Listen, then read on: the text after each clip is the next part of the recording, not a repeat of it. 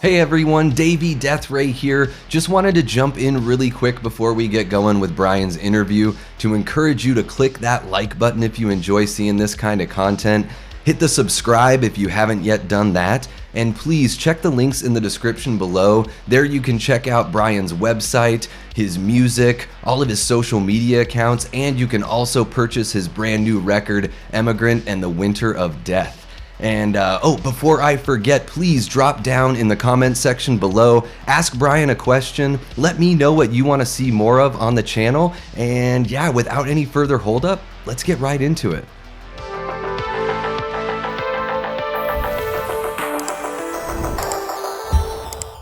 Welcome back to the channel, everyone. Davey Deathray here, and I'm super pumped because I'm joined today by my good buddy, Bryan MCPHERSON.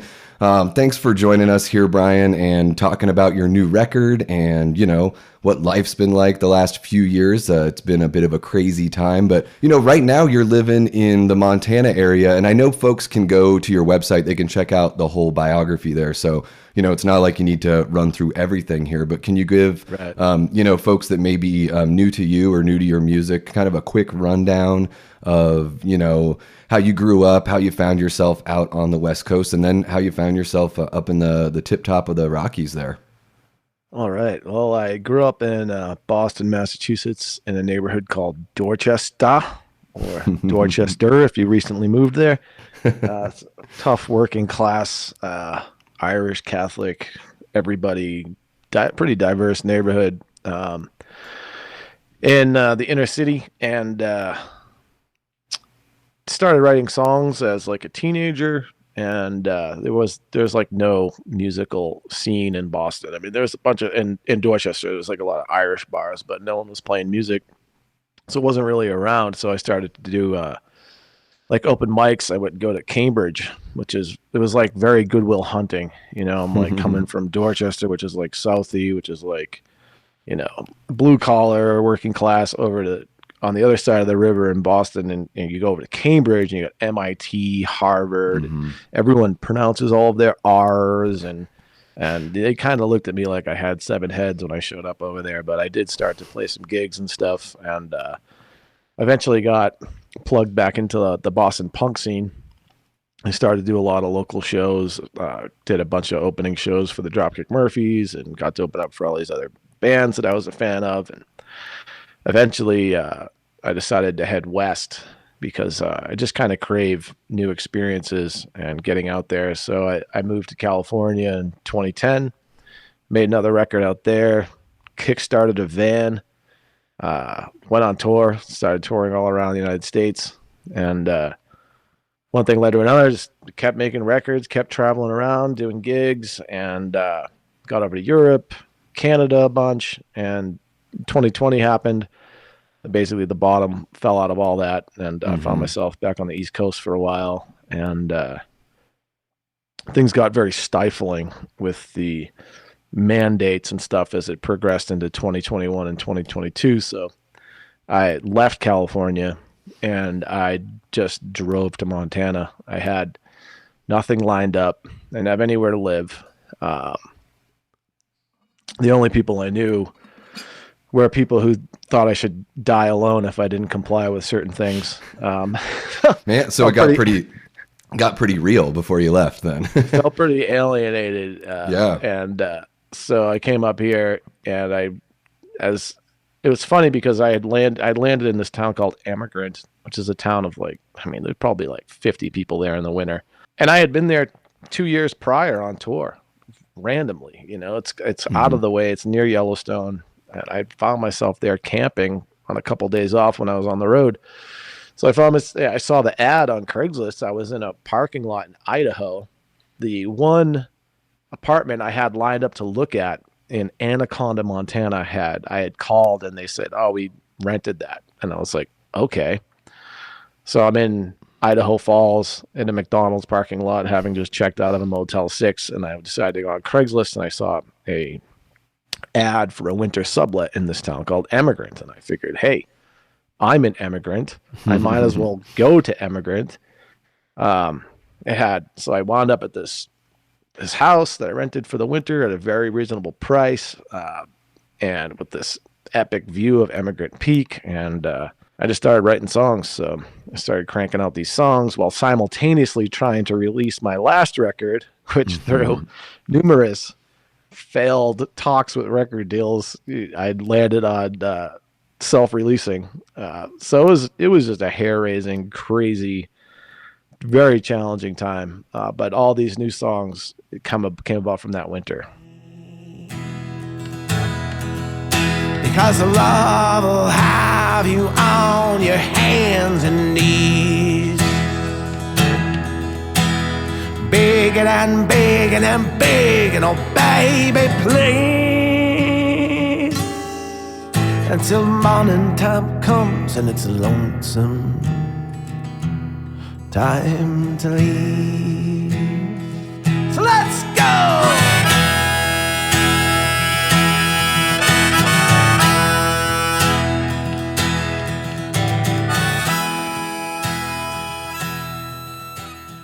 So it was all, once you landed there, it was kind of like, did that town help inspire? I mean, obviously it inspired the title. Did everything kind of wash over you once you were there as far as the content of the record and the songwriting?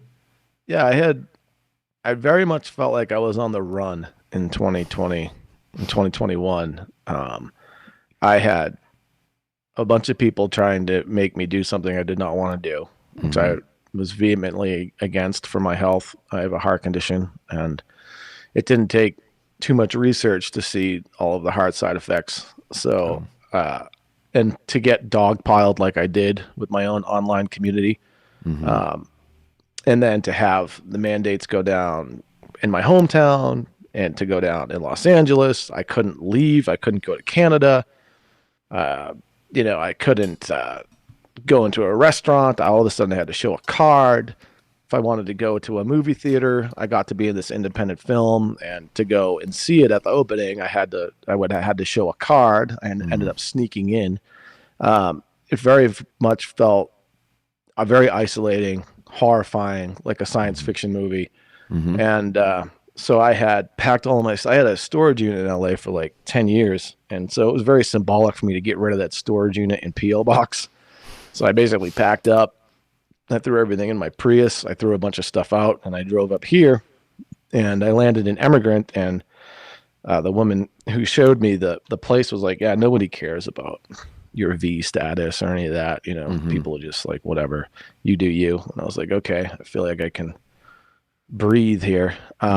So it was like respite. I had been very frazzled I traveled across the country. I'm here, I'm there. And so when I got there, I just, I started writing songs, not consciously. They just kind of came about while I was simultaneously trying to like go on the internet and promote my last record, which was like apolitical and like a nicer BRYAN record. And then I'm writing all this vitriolic, like just like heartbreaking stuff, because I was dealing with a lot over the last few years. So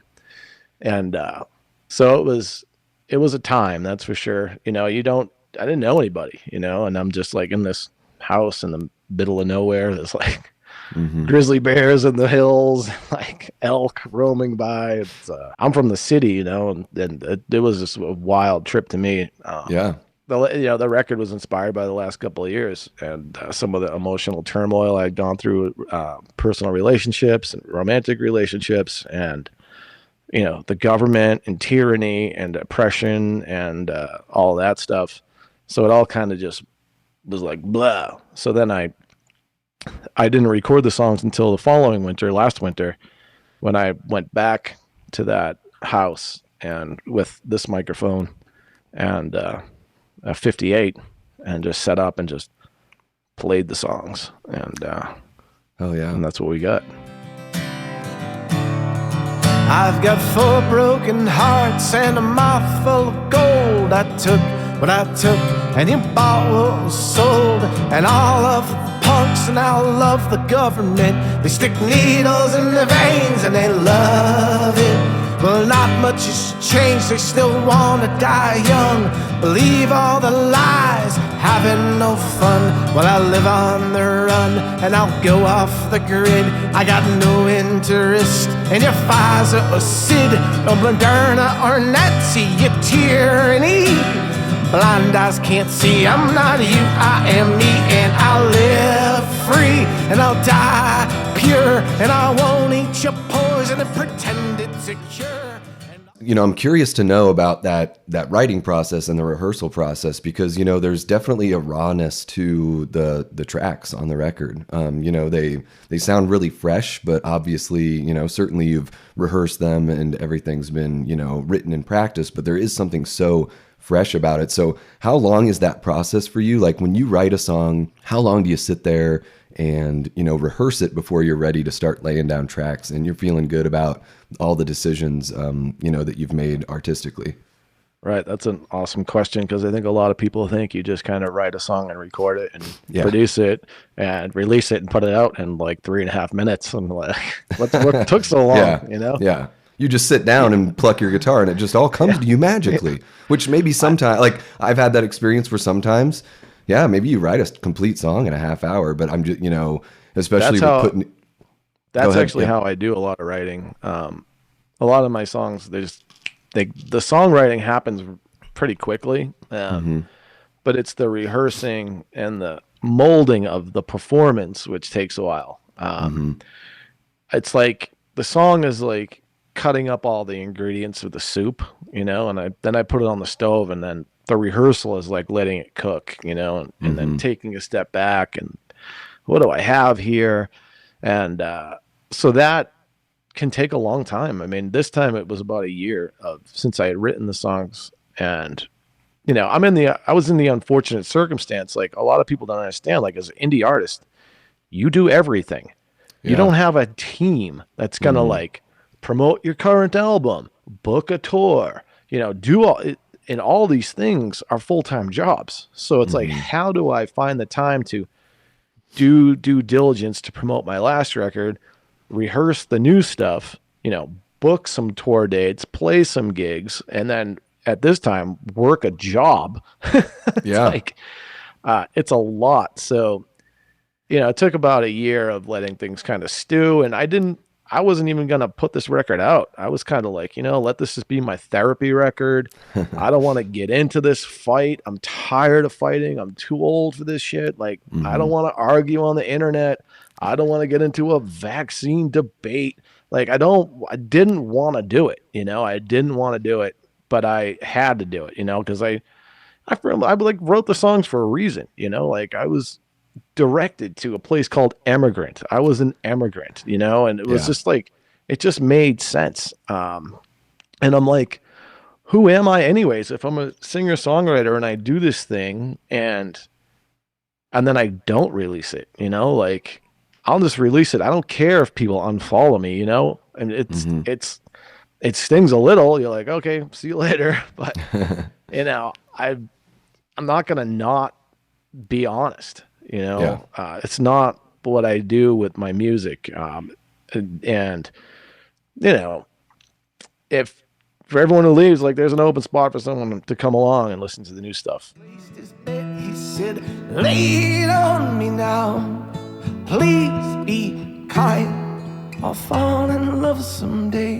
And some other time. Down in the valley.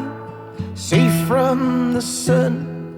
Burning so brightly for forever and anon. It's just pain,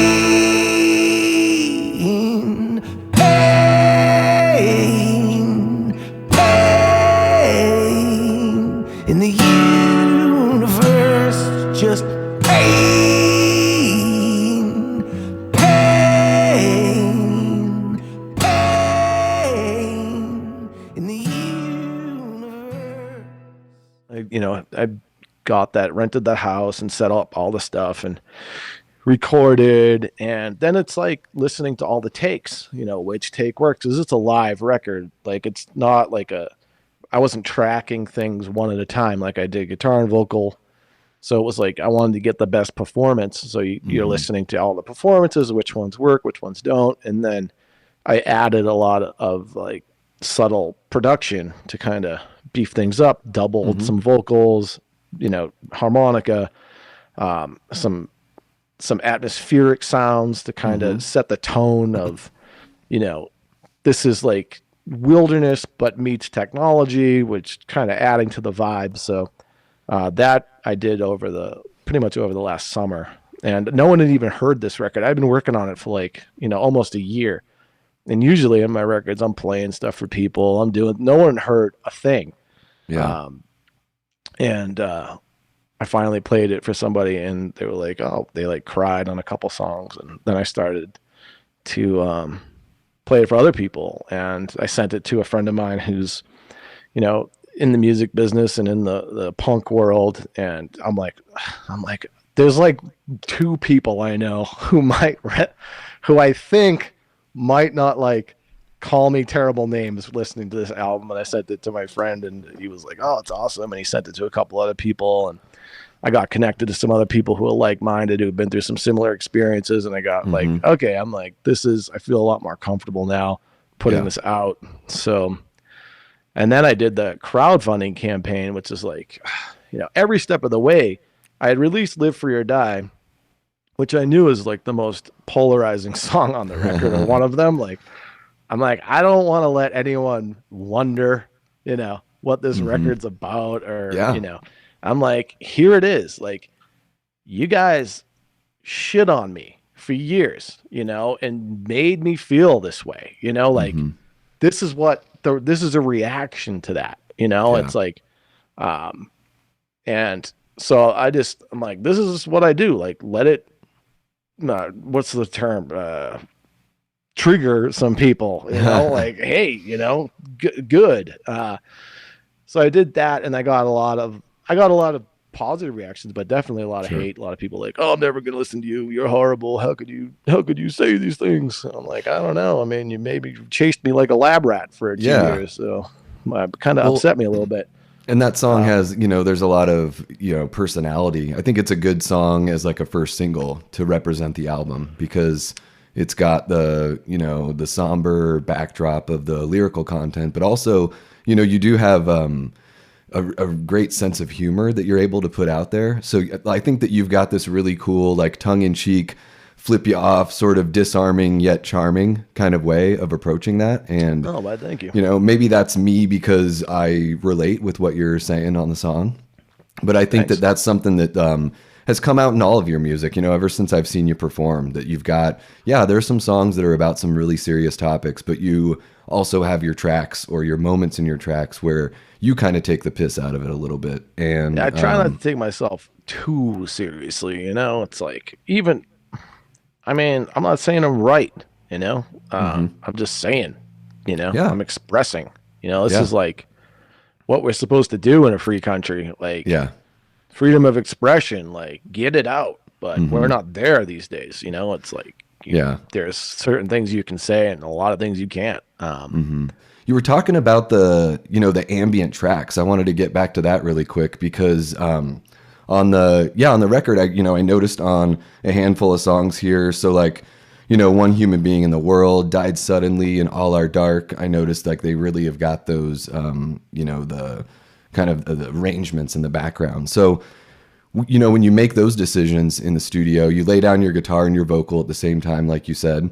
And then is it sort of like, do you know going into it, like which songs you want to add stuff into? Or is it sort of like when you're listening back, you just get those moments of inspiration? Because there are some vocal parts that kind of sound like orchestral strings, like the way that you tracked them and mixed them in. And then you've even got on Died Suddenly, it's not it's a little bit of a Simon and Garfunkel boxer kind of vibe with those like tom and cymbal hits. It's like a really cool, and I listen to that song and it's very different, but it just at first blush, I was sort of like, oh, this is a great spot to do this. So how do you go about picking those spots? Is it something you go into kind of knowing firsthand or beforehand, or do you develop that as you listen back to the tracks?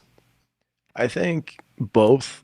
Like going into any recording, I do like pre-production where I'm like, how do I want to record these? Do I want to track them and do like a full presentation with the band, or do I want to just blood on the wall kind of thing? So I was playing around with like click tracks where if you don't know, that's when you set up a fake drum and it goes like and We then you're love those supposed to click like, tracks. oh, I'm gonna soulfully present this heartfelt song now. Oh, you messed Yep. up the time. Gotta start, and it's like, no, Mhm. get that out of there. So I've done that on other records. It works out great. But for this project, it was like just set the mics up, play the song. So I had some ideas, but not really. Nothing was really dialed in. And then I started listening. You know, a big part of it is listening, like kind of like Mhm. editing with video. You record it and then you end up listening and listening and listening and listening, Mhm. and then get inspired. Like, oh, what does this sound do? And pull out like, you know, the logic and tweaking around with this and that, adding different things, and then kind of getting inspired along the way. And try not to get too heavy handed, just adding little things to kind of beef up what's already there, or kind of add a little bit of a, you know, emphasis on certain things. So a lot of that came after the fact. And it was winter, take it all. From a Walmart shopping mall. You gotta shoot it so you can work, so you can eat. Like a bottle of oxy.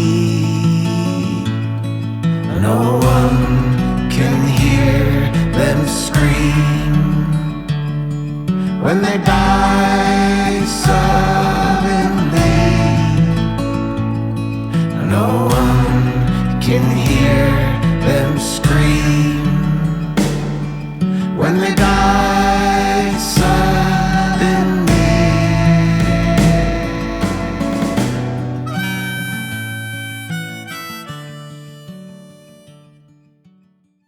Did it feel like it sort of like built up, like you were kind of backed up, and then it just all sort of was 100%. like you finally get to an area where you can look out and see a giant mountain and some wildlife, and you're like, all right, I'm like, here I am, and I can just let it all out, and I don't no fear of reprisal. That is exactly what happened.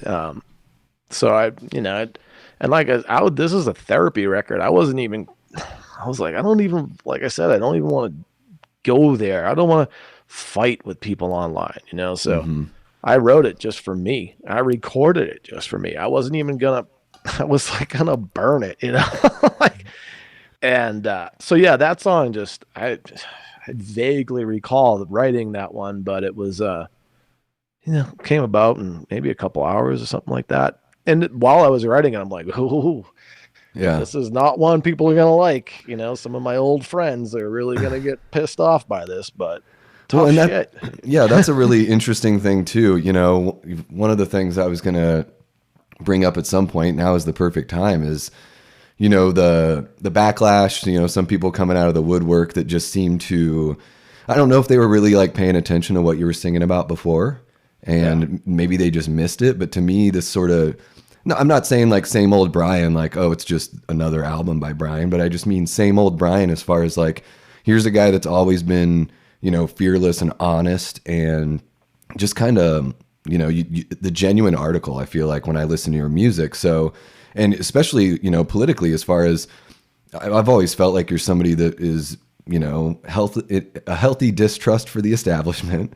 Right. So sometimes the establishment leans one way, sometimes it leans the other. A lot of times there's both elements there, you know, and I like it. So to me, it's sort of odd, the backlash. It's kind of like, well, you guys must have not been paying much attention, or you just thought that you had this guy like on your team or whatever. And it's not. Yeah. Maybe for Bryan and a lot of people, you know, myself included, maybe it's not about being on a team, and it's just about, you know, being an independent thinker and calling out bullshit no matter where you see it. One of the things that we bonded over when you stayed with Kate and I back in, that was like 2016, 2017, something like that. Was it that long ago? Wow. So, we've probably known each other for just over 10 years. It must have been like 2011 or 2012 when we first like played shows together, or you came through on tour or something like that. But, you know, when you stayed with Kate and I, and we, you know, really had time to play Sega Genesis, we played NHLPA 93. That was a lot of fun. Classic. Blood on the ice. Oh, amazing. And we watched Dawn of the Dead, and, you know, I definitely see some of that, or hear some of that Romero in like the, you know, kind of the thought process. Circle Road is, you know, something that to me is, that's a kind of a theme that he's got, where it's not necessarily the zombies that are the bad ones. It's the zombies are just the issue that makes people get torn apart and go after each other. They say words are violence to justify violence, and then they use violence to create silence. Like old Jim Crow or the KKK. They didn't go nowhere, they just changed shape. History repeats, the costumes change. Time goes on and on, it's all the same. It's just people grasping for control, making profit off of souls. The plot, they lost it, nowhere to go.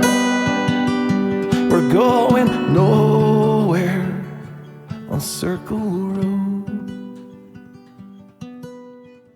I look back and I'm like, oh, no wonder like Dawn of the Dead is my favorite movie. You know, like, you know, it's just symbolic. It's like people are not thinking for themselves. They're just kind of adopting what the group is kind of doing.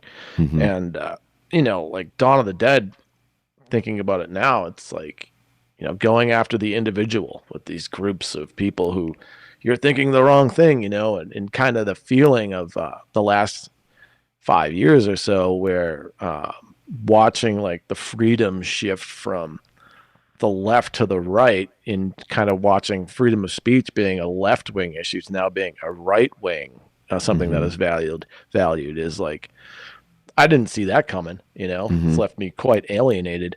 But yeah, I look back and movies like Dawn of the Dead, Fight Club was a big movie, The Matrix, probably a lot more that I can't think of off the top of my head, but those are a few that, you know, philosophically I'd say were pretty influential. That song, The Ocean Goodbye, towards the end of the record, I think it's the third to last track on the record.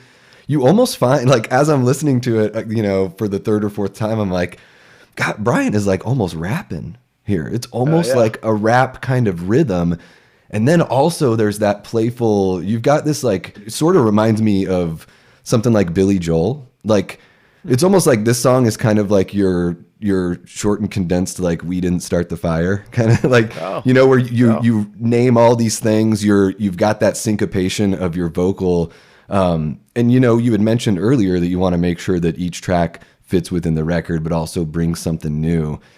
You know, when you come up with something like that, where the syncopation is just so much different than, you know, a lot of the songs that you have on the record, is that like, how conscious of a decision is that? Or are you just sort of thinking, you know, I want something where I just sort of do rapid fire and let's just see what comes out? Like, what's that like? It just happened naturally. This is one of those songs this is a song I didn't even write as a song. I wrote it as a poem. And I had written it as like an email to myself, and I just had all these words coming out of my head. I was like, ooh, just writing this thing. Sent it to myself. I'm like, well, what do I do with this? And I'm like, well, let me try. You know, I'd say 99% of the time I pick up a guitar and the song just happens. Words and music are tied together. This is one where the words just came, and then I was like, oh, let me see if I can put it to music. So I just started playing some chords. And this one took the most amount of work to fit the words in, because it's very stream of consciousness to fit everything rhythmically. It took a while. It took a while to like get the performance down. It took a while to figure out how to arrange it. And that one ended up coming from one of my first sessions in this little town called Prey in Montana. I rented a cabin where I was like, oh, I'm going to make this record in a weekend. I was like, no, I'm not. Like, that's a dangerous feat to try to accomplish. I'm going to make some demos in a weekend. So that's one of the original takes. And then I just added some like stuff to add to the frenetic sort of vibe going on there. But yeah, it was not there was no conscious thought in that one. It just came about like that. And I'm like, well, I pretty much, there's no songs not on the record from that era. Like everything I wrote was there, 11 songs. So that was one where I'm like, well, this kind of fits towards the end of the record. It kind of encapsulates everything and kind of like what's going on in my mind at the time. Just like, all this stuff coming at you and all this like propaganda and just like this culture is just like, so, and then it was like the ocean goodbye, it just made sense. It was like, bye California, that's what it is, like the ocean goodbye. I mean, a lot of this stuff, I'm not thinking about it until after, like after I'm like, what is this about? Yeah. Because before I don't even know. I'm just writing it down, just it's letting just it coming go. to me. Yeah. It's all subconscious for me. It's like, I don't even know what I'm thinking until I write a song. And I'm like, oh, that's what it's about, Of addiction, maestro, toxic culto, Gucci fucko, bougie falto, hail Voltaire, Robespierre, head in the oven, guillotine, no hair, in Rogan, finasteride, Bonaire, slandemic, pandemic, nowhere, so die too soon, aliens in the moon, police shot at noon, Lewis and Clark, Daniel Boone, Black Lagoon, motherfucking swamp thing, bells ring, birds sing, but they ain't real, catching feels, losing deals, spinning wheels, mountains and steels, rhymes worse just like banana peels, end up stepping and tripping through this runaway dream. Nothing's what it seems and everything is a lie. So long, goodbye, I'll be here where the sun shines. Rivers run high under white peaks and skies. Roads run narrow, not wide. The breeze swings deep like a baritone prize fighter. Dyer's Eves and Metallica screams from a distant shore. Take your pills and what for? And take your shots. Frankenstein lives on a televised. I think that's like the kind of like the climax or peak or whatever, and then there's another song after Lilac that is kind of peaceful, and then it kind of ends with the Songs of Freedom, which is kind of the moral of the story, I would say, kind of the conclusion where it's like, okay, that's what this journey was about, like that I just went on as a listener from immigrant and ending up here to these angry songs to like the heartbroken songs and all this crazy, and then you kind of land in this peace, and then Songs of Freedom is kind of like what I was looking for, I guess, freedom and just the value of it and how much I value it. Yeah, I was going to ask you about Songs of Freedom because to me the record ends on, it's kind of a hopeful note. I feel like the song is sort of like, it's about individuals finding their peace and that promise in their own lives. And so I guess the question I have for you is, what role do you think that we play in encouraging people to find that peace and find that promise? And maybe even further than that, like what role do you think that, music and art can play in just making people kind of come to that realization themselves instead of, because the last thing that folks like you and I want to do is you don't want to browbeat somebody into thinking the same way that you do. You hope that they sort of find it or find some slice of it in their own way. So what role do you think that we have in encouraging that in others? And then what role do you think music and even, your own music here, and particularly this record, what role do you think that can play in doing that? I mean, I think for me, that's the challenge sometimes as a songwriter is to get to the hope or the positive, because I sing the blues, I don't have, I can get dark easy, getting positive is the hard part, like trying to find the silver lining. Coincidentally, Songs of Freedom was the last song I wrote on the record. And that came about when I was sick with COVID. And I was like, oh, this is interesting.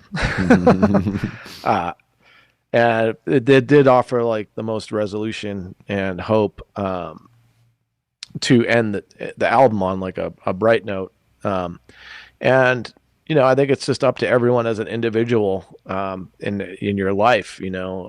The choice is up to me. Like there's an old expression, like everyone has two wolves in their head, and one's like a light wolf who's like positive and grateful, and the other one's like the dark wolf, and that's the one that's negative, judgmental, and like rageful, and it's like, which wolf are you going to listen to? Because they're both going to be going. So it's like, it's always to get to the silver lining of like, why did this happen? And it's like, well, let's try to find the positives that came about as a result. So I think just like with writing songs or making records or going to the gas station, like what I bring to the world is entirely up to me, how I treat other people. And if I'm going around being a jerk to people, you know, that, am I making the world a better place? You know, it's like, or am I literally making the world a worse place? So it's always weird with opinions and expression. And it's like, well, what's healthy shaking things up and what's unhealthy? And I don't know. For me, I can just think personally, like it's just a daily challenge for me to get right spiritually. So that what I'm vibrating out into the world is positive. And sometimes it means writing a real sad, dark song that I got news for you, people. Like people get sad and dark, you know, it's like, why don't you write a happy song? It's like, well, you want happy, go listen to, you know, I don't know what the latest happy thing is, but there's a place for the blues, you know, and there's a place for, you know, trying to find the positive. I think it's, you know, the way that we relate is really important. So it's like, I've always felt like, you know, sad songs to me, they actually make you feel better when you're in a sad spot, because it's proof that somebody else can go through this painful thing. They can create something beautiful from it. Then you can enjoy that beautiful thing that they've created, and it makes you feel not alone. And so it's a sad song and maybe you wallow for a little bit, but in the end, it's a positive thing that you have this sad song that resonates with you and validates the way that you feel.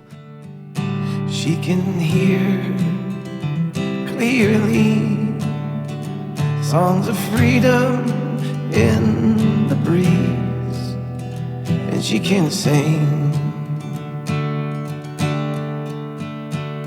There's a man on a horse with nothing left to borrow, looking for a sign of something to follow, walking down the side of the road towards tomorrow, gonna leave behind every sorrow brightly. He can hear clearly songs of freedom in the breeze, and he can sing.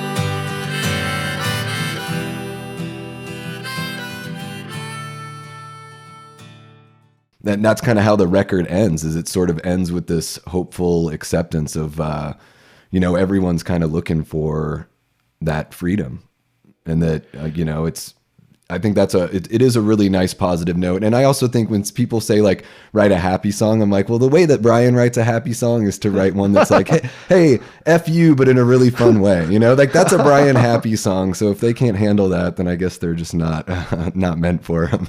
So. Yeah, I mean, I think when you're sad, a big part of that is is the aloneness of it. Like you feel isolated, right? So when you connect to some darker material, there is that like I'm not aloneness that you're like, oh, you know, and like, you know, that's the twist of it, is like a sad song will make you feel better, and it's like that's why they're there, and it's like, why are you trying to tell people what to write? Like, go listen to the Red Hot Chili Peppers or someone who's, you know. Well, it's funny too, even though they write some dark songs. So. Sure. Oh yeah, and they've been through. Oh, I mean, man, so many of those guys have been through some of the darkest shit you could ever experience. And I'm a Frusciante guy, John Frusciante, the guitar player. Oh man, he's amazing. Yeah. Oh yeah, he's unbelievable, and his vocals are really damn good too. I think like that's when he's not there, it's not Red Hot Chili Peppers to me. Like he like ties it all. Yeah, his guitar playing and songwriting. And I said that, and I'm like, that was kind of unnecessary, because the Chili Peppers are awesome. Like Californication's just a killer record. Yeah. You know, they've iconic, Under the Bridge. I mean, some of those songs are so heartfelt and sincere and magical. And they've all been to hell. Yeah. And about really dark stuff as far as like pop music goes. But yeah, I mean, they kind of sound like a party band a lot of the times. I mean, it's funky, yeah, the funk stuff so, is like party time. Yeah, that's kind of what I was thinking of. And it's funny though, because people will watch every single sad TV show, tout every single sad movie. It's like that's what they look for, is like the drama, and then when it comes to music, they're just like, oh, get that sad stuff out of here. And it's like, or they watch the news. Yeah. With this record, I know the response, you've gotten the people that have been negative about it, and you've gotten a whole bunch of people that have come out and supported you. Do you feel validated or, happy with the decision to not burn it and put it out there? Did it kind of, does it bolster you moving forward as far as like, well, now I've put this out, now I don't have to worry about saying anything after this? Yeah, someone put it to me like this, like because I was feeling bad about putting it out, like someone had said something, or I don't remember what it was, and they were like, well, imagine how you'd feel if you didn't put this record out. And I'm like, oh, I'd be going insane. I'm like, so I'm glad to be getting it out, and I'm glad to be moving on with my life, like I'm like, I've been sitting on these songs in the last few years. There's just been a huge weight, I'm just like tired of it. So this is me just like burying the dead, just being like, here it is, take it for what it's worth. This is, my account. You've had your account. This is my experience. And I know a lot of people who have been like thrown out of their bands, like successful guys, like just who have been big bands, and it's just like, wow, this like went everywhere. Like for people who just questioned things and didn't play along, it was like not an easy road, like been through the ringer. So the bright spot is connected me to people who had been through some shit, the same thing, which has been like kind of like the songs. It made me feel a lot better, I'm like, oh, that happened to Homeboy. Oh, that happened to this person. Oh, wow. You can name them, Brian. We're talking about them. Well, I mean, I'm not name dropping yet. One that stands out to me, because like Pete Parada is one of those drummers that I've first came to know him from Ignorance is Bliss by Face to Face. That was the first record where I ever heard Pete play the drums. But finding out that he was booted from The Offspring, was one of those things. Like I've, been following his story, and it's amazing to see how it's transformed so much in his life, and to where, it was punk rock has, in my opinion, lost its way in a manner that I never thought it would. Like like you could tell me so many things growing up as a kid that I would have felt like there was no way in hell that bands like Bad Religion, NoFX, and even though I'm not the biggest Offspring fan, but just the fact that ilk of folk would just, completely welcome the establishment into their lives. And all it took was a really, really bad cold. Not only did they welcome the establishment, I mean, they ostracized and demonized people who didn't. It's like there was no like open-mindedness, and it was like our way or the highway. And I think that's what you get when you're spoiled, when you're on the top of the pile, these bands who just have yes men around them and agents, and no one ever disagrees with them, and they're like, well, you live in a mansion. Settle down. You haven't been punk since 1994. Like Offspring's been on MCA since like the late 90s, and it's just And for them to, it's just the way that they did it, just from his account, that it was sort of like the manager called and let him know, and he's never talked to those guys since. Like it was this really odd, like it just sounds like some weird creepy cult at that point, when the guys that you thought you were, brothers with won't even tell you themselves. So either they're borderline sociopaths, or they know that it's not the right thing to do, and they're just making a business decision, and they can't, look you right in the eye and just tell you that that's what it is. It's it's about the furthest thing from punk that I could possibly imagine. It's wild. It's wild. I can't even. It's just been extremely disappointing to see like some of the people that I've done shows with or looked up to just go behave like this, and then there's been no apologies. No, hey, we were scared. Sorry, we did that. There's been nothing, no amends. Where the oceans and rivers collide, where the living go to die forsaken, run and hide. The first time a baby cries, I'm just one human being in the world. I'm just one human being in the world.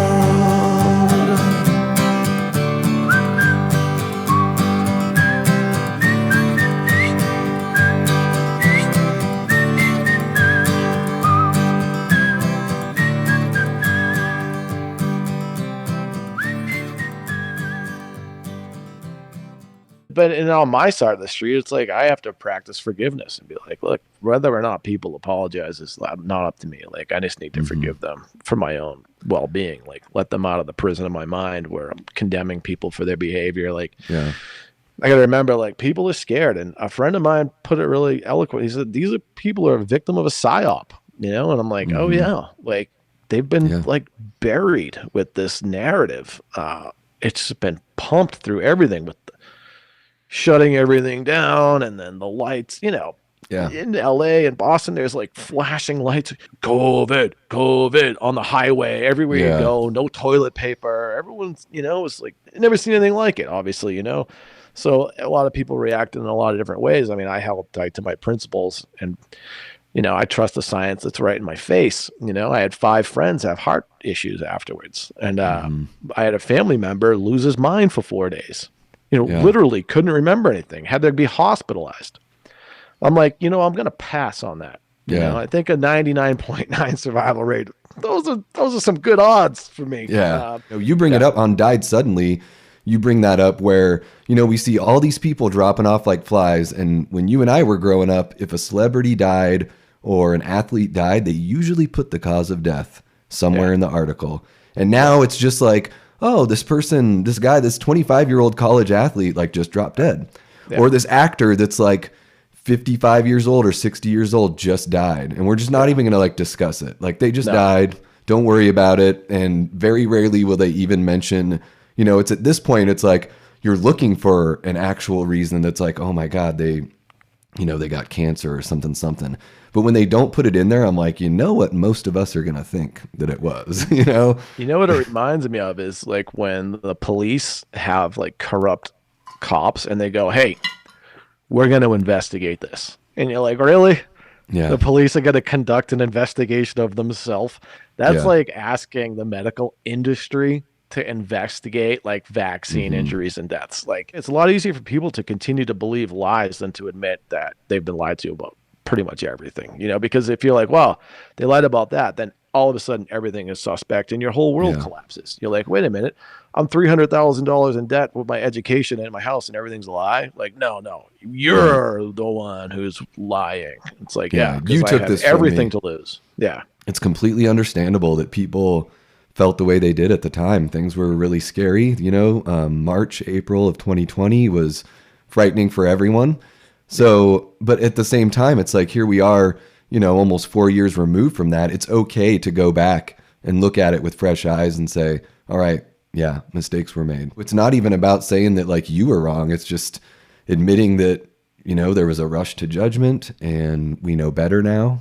And that we can heal and move on from there. You know, I have my opinions and I've had my opinions in the past. And you know what? I disagree with some of those past opinions now. So maybe I'll disagree with my present opinions, but I'm going to have them, you know, and it's important to have the conversations because when you don't, that's when things get real bad. When you can't speak in a society, that's when you get into the realm of like, you know, the horrors of like World War II and just throughout, you know, when you take away people's right to speak and defend themselves, like there's going to be big problems, you know? Sunset, fire, burning, desire, and it's a long night. And it's a late shift. It's a text message. Bullshit. And all our dark was just our waiting hearts burning stars.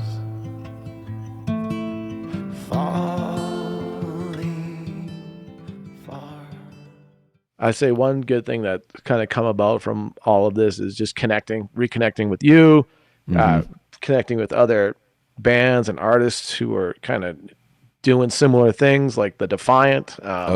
With Pete and Dickie from the Bosstones, Joey, Johnny. Those guys are, they're going about it in their own way, not as blunt as me, but I mean, they're getting a lot of attention, and all of those guys have kind of been through the ringer with stuff over the last couple of years. So I connected with those guys, and it's just kind of like a lot of it's like, well, where do we go from here? And everyone's like, well, into the positive. It's like, I don't want to keep beating a dead horse. I want to move on with my life. And part of that is like putting this record out. Like when I picked up the Defiant record, I like put it on. I'm like, oh, I got to press my record. So then I was like, Emigrant in the Winter of Death is getting pressed. Yeah. I mean, it'll be a really interesting chapter of time to go back to and listen to these records.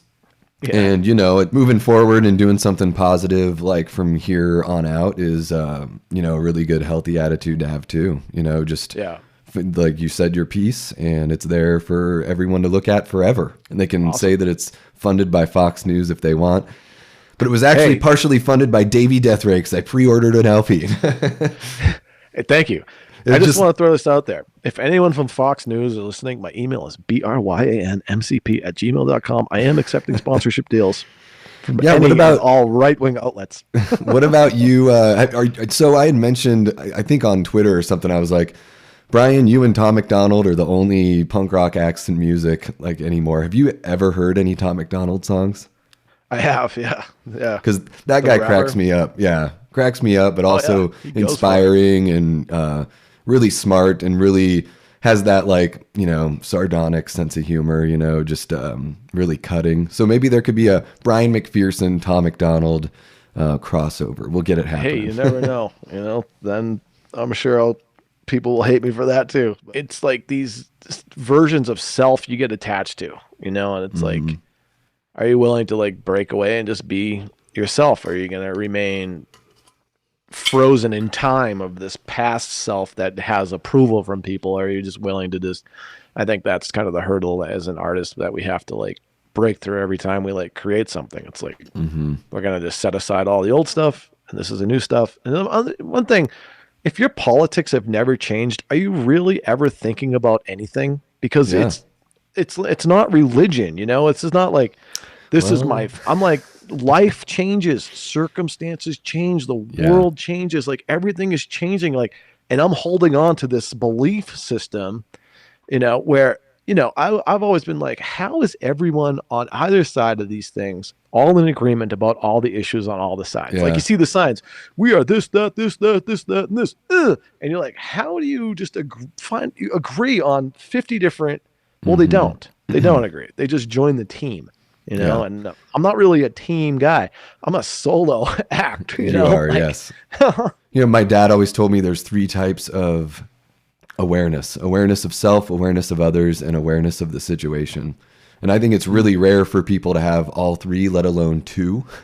And it's incredibly difficult you can't really have your eye on all 3 at the same time, So I think it's about just holding yourself accountable, having people that you trust in your life to hold you accountable when you're not doing a good job at that. And hopefully they feel the same way about you, letting them know. There's a life lived learning, the grace of lifted burdens and lilac and gold. Lilac and gold. Lilac and gold. Lilac and gold.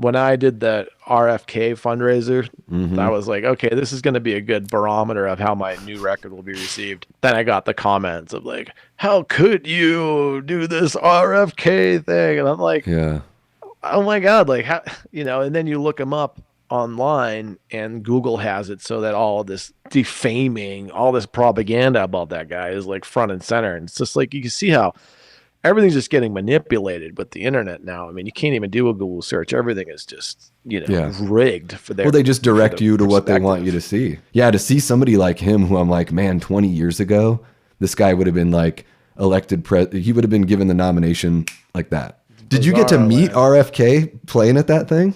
I actually did not, unfortunately. He was very busy, but you know, it was cool to do, and connected with a lot of people, and he was a part of it, and he was appreciative that it happened. So that's awesome. That's cool. Fingers crossed on 2024. I hope we just can, I'd love to get back to like a healthy society, but yeah. Well, thank you so much. I don't want to eat too much of your day. We've been at it for about an hour and a half. I think that's pretty all right, right? Hell you feel yeah, pretty dude. satisfied? Anything else you want to tackle? I don't think so, bro. I think we covered a lot there. Yeah. Hell yeah. Yeah, that was Thanks great. for having me. Absolutely. Yeah, I really appreciate you coming on. Still kind of new to the whole interview game. I mean, you know me, so you know that I like to blah, blah, blah, blah, blah, ad nauseum. So it's kind of cool to do it in a way where, it's a little more structured and yeah, we can promote your record. I do want everyone to know, that you're watching this video, you can go to Bryan's Bandcamp to purchase the record. You can buy it digitally or buy it on vinyl. And you can check out everything about Bryan is on bryanmcpherson.com.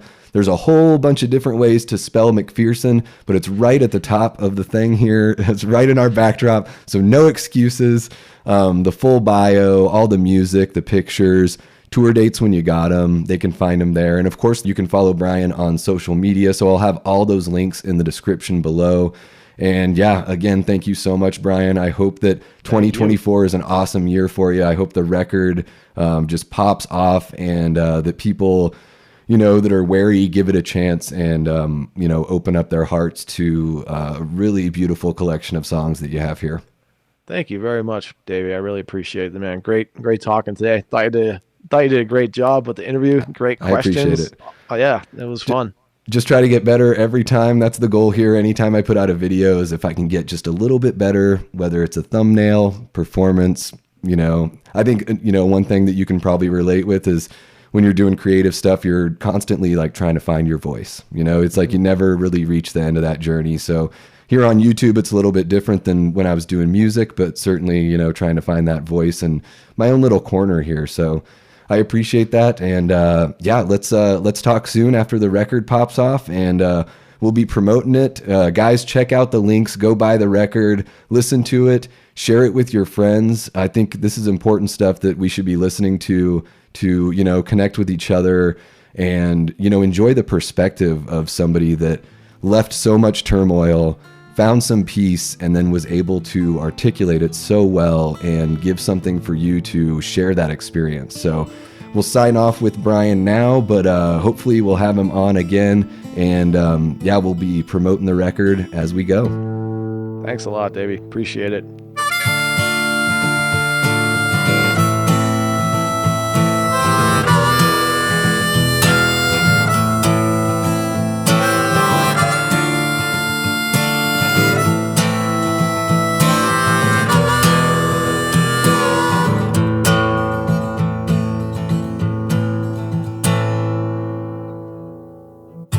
Not the one walking around in a body, snow on the ground.